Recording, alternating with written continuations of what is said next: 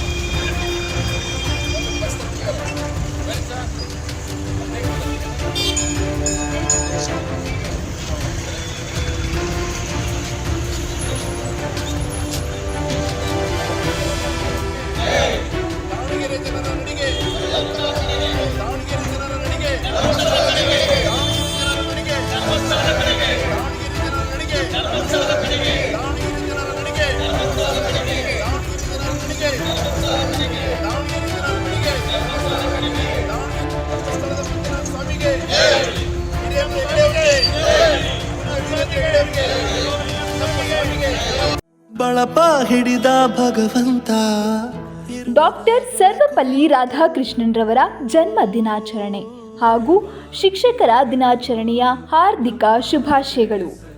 ಶುಭ ಕೋರುವವರು ಸುರೇಶ್, ಕ್ಷೇತ್ರ ಶಿಕ್ಷಣಾಧಿಕಾರಿಗಳು, ಚಳ್ಳಕೆರೆ.